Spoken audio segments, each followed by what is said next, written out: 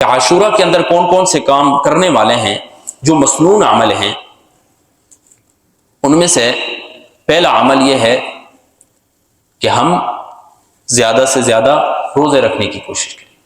خاص طور پر یوم عاشورہ کا جو روزہ ہے، حضور نبی کریم صلی اللہ علیہ وسلم جب مکہ سے مدینہ کی طرف ہجرت فرمائی تو کیا دیکھتے ہیں، مدینہ کے اندر یہودی روزہ رکھ رہے ہیں. پوچھا کہ کیوں روزہ رکھ رہے ہیں؟ کہنے لگے کہ 10 محرم الحرام کو حضرت موسیٰ علیہ السلام کی قوم کو فرعونیوں سے نجات ملی تھی، اس وجہ سے ہم روزہ رکھ رہے ہیں.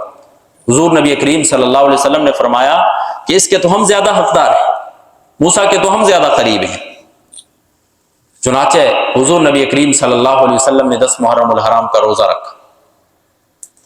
اور یہ 10 محرم الحرام کا روزہ جو ہے یہ شروع میں فرض تھا. جب رمضان المبارک کے روزوں کی فرضیت نازل ہوئی، اس کی فرضیت ساقط ہو گئی. اب یہ ایک سنت عمل رہ گیا ہے. لیکن حضور نبی کریم صلی اللہ علیہ وسلم نے فرمایا کہ انشاءاللہ اگر آئندہ سال ہم زندہ رہے تو آئندہ سال اس کے ساتھ 9 محرم الحرام کا بھی روزہ رکھیں تاکہ یہودیوں کے ساتھ مشابہت لازم نہ آ جائے. دیکھیں، عبادت کا کام ہے، حضور نبی کریم صلی اللہ علیہ وسلم اس میں بھی یہودیوں کے ساتھ مشابہت سے بچ رہے ہیں.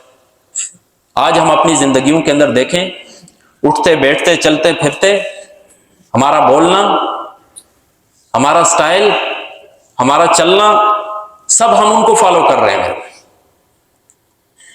ہر چیز کے اندر ہم انہیں رول ماڈل بنا رہے ہیں، حالانکہ ہمارے لیے نمونہ حیات جو ہے وہ محمد رسول اللہ صلی اللہ علیہ وسلم کی ذات اقدس. تو حضور نبی کریم صلی اللہ علیہ وسلم نے فرمایا کہ انشاءاللہ آئندہ سال اس کے ساتھ 9 کا روزہ بھی رکھیں. تو مستحب کیا ہے، 9-10 کا روزہ رکھا جائے یا 10 اور 11 کا روزہ رکھا جائے. لیکن علماء لکھتے ہیں کہ اس دور کے اندر یہودیوں نے روزے رکھنے بھی چھوڑ دیے ہیں، 10 محرم الحرام کا بھی. اگر کوئی شخص 9 اور 11 کا روزہ نہیں بھی رکھ سکتا ہے، صرف 10 کا بھی رکھتا ہے تو کافی ہوگا، اس میں بھی کوئی حرج نہیں ہوگا. اور اس روزے کا اتنا ثواب ہے، حدیث شریف کا مفہوم ہے صوم یوم عاشوراء احتسب علی اللہ ان یکفر السنۃ التي قبلہ والسنۃ التي بعدہ. حضور نبی کریم صلی اللہ علیہ وسلم فرماتے ہیں کہ میں یہ گمان کرتا ہوں کہ عاشوراء کے دن کا روزہ جو ہے یہ 1 سال پہلے کے گناہوں کا اور 1 سال بعد کے گناہوں کا کفارہ ہو جاتا ہے. ایک روزہ یوم عاشوراء کا فضیلت والا عمل ہے. کوشش کریں خود بھی روزے رکھیں، گھر کے اندر اپنے بچوں کی عادت بنائیں، اپنی اہلیہ سے، اپنے والدین سے کہیں اس چیز کے بارے میں کہ وہ روزہ رکھنے کا اہتمام فرمائیں اس چیز کا. دوسرا کام یہ ہے، بعض روایات میں آتا ہے، اگرچہ وہ ضعیف روایات ہیں، لیکن جب ضعیف روایات مختلف طرق سے آ جاتی ہے تو وہ قابل عمل ہوتی ہے.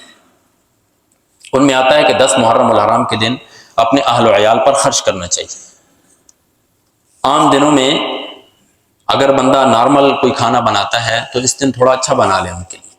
حدیث شریف کا مفہوم ہے کہ جو اس دن اپنے اہل و عیال پر وسعت کرتا ہے، اللہ تبارک و تعالیٰ پورا سال اس کے اوپر وسعت رکھتا ہے، پورا سال اس کا ہاتھ کھلا رہتا ہے. تو کوشش کریں رسم و رواجات سے بچ کر. ایک تو رسم ہو جاتی ہے، رسم کیسے ہوتی ہے؟ جیسے نیاز بنائی جاتی ہے، اب وہ تو ایک رسم بن گئی. ایک شخص ہے اس کے پاس اس کے پیسے نہیں بھی ہیں، وہ بھی پھر کوشش کرتا ہے کہ مجھے تانا نہ مل جائے. تو رسم سے بچتے ہوئے میں اسی طرح سبیلیں لگانا، یہ بھی ایک رسم بن گئی. شہادت حسین کا تقاضا تو یہ تھا کہ ہم روزے رکھیں میرے بھائی، اس لیے کہ حضرت حسین رضی اللہ تعالی عنہ جو ہے وہ پیاس اور بھوک کی حالت میں شہید ہوئے. اس کا تقاضا یہ نہیں ہے کہ ہم سبیلیں بانٹنا شروع کریں، اس کا تقاضا اور شریعت کا حکم بھی یہ ہے کہ ہم روزے رکھیں اس دن کے اندر اور اس کی ترویج کریں. اور بعض لوگ جب محرم کا مہینہ آتا ہے تو اس کے اندر نکاح کرنے سے بھی گریز کرتے ہیں کہ اس کے اندر شادی نہیں کرنی چاہیے، نحوست والا ہے فلاں. یہ اپنے سے من گڑت باتیں ہیں، شریعت اسلام کے اندر اس کی کوئی حیثیت نہیں. اگر نحوست والا مہینہ ہوتا، علامہ ابن عساکر رحم اللہ نے تاریخ ابن مدینہ تو دمشق کے اندر لکھا ہے کہ حضرت علی اور حضرت فاطمہ رضی اللہ تعالیٰ عنہ کا نکاح محرم کے اندر ہوا تھا. اسی طرح محمد الرسول اللہ صلی اللہ علیہ وسلم اور حضرت خدیجۃ الکبریٰ رضی اللہ تعالیٰ عنہ کا نکاح بھی جو ہے وہ 10 محرم الحرام کو ہوا۔ تو یہ سب ہماری اپنی بنائی ہوئی باتیں ہیں، ان سے گریز کرنا چاہیے۔ پہلا کام تو ہم نے یہ کرنا ہے، روزہ رکھیں اس کے اندر۔ دوسرا، اپنے اہل و عیال کے اوپر حسب ضرورت جو ہے وسعت کریں، حسب طاقت وسعت کریں۔